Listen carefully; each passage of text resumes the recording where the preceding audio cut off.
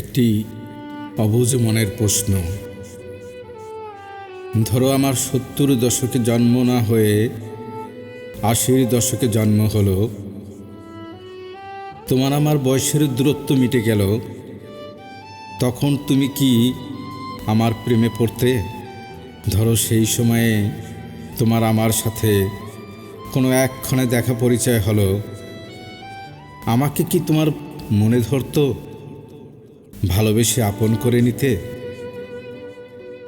ধরো তুমি আমি একই পাড়ায় থাকি কিংবা একই স্কুলে পড়াশোনা করি, আমি তখন রাস্তার মোড়ে তোমার জন্য দাঁড়িয়ে আছি, ক্লাস শেষে দুজন হেঁটে হেঁটে বাসায় ফিরছি, তখনও কি তুমি এমন নীরব থাকতে?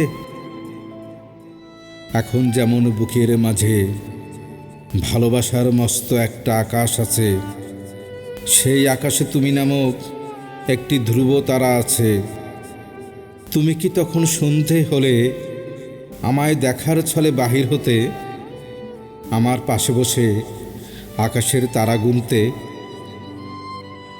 যদি পাড়ায় গানের কোনো আসর হতো, তুমি কি এসে আমার পাশে বসতে, আমার হাতে হাত রাখতে? গানের কথায় হারিয়ে গিয়ে আমার চোখের কোণে কভু জল গড়িয়ে আসলে, তুমি কি আমার চোখের জল মুছে দিতে? দিতে কি? তুমি আমি তরুণ তরুণী, ইচ্ছে ঘুরি দুজনেরই মাতাল, তোমায় নিয়ে ঘুরতে যাবার প্রচণ্ড শখ, দিনভর যেমন খুশি তেমন ঘুরি। এই সময়ের মনের মাঝে ঘুপটি মারা সকল চাওয়া সেই সময়ে মিটিয়ে নিতাম, তোমার ইচ্ছেতেই এসব কিছু হতো, তাই নয় কি?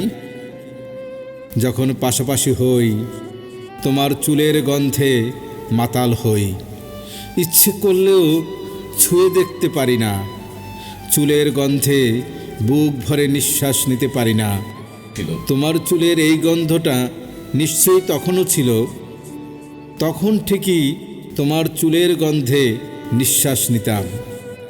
এই সময়ের সকল অপূর্ণতা সেই সময়ে মিটিয়ে নিতাম, আমায় বাধা দিতে কি?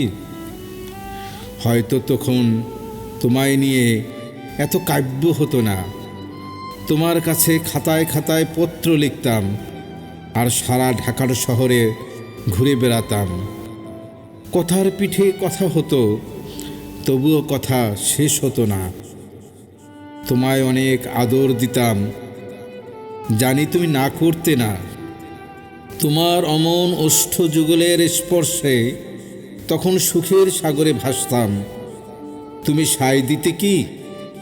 তোমার আমার সকল আশা আকাঙ্ক্ষা বিন্দুমাত্র অপূর্ণ থাকতো না, আমরা হতাম একই বৃন্তে ফোটা দুটি ফুল, হতাম কিনা বলো?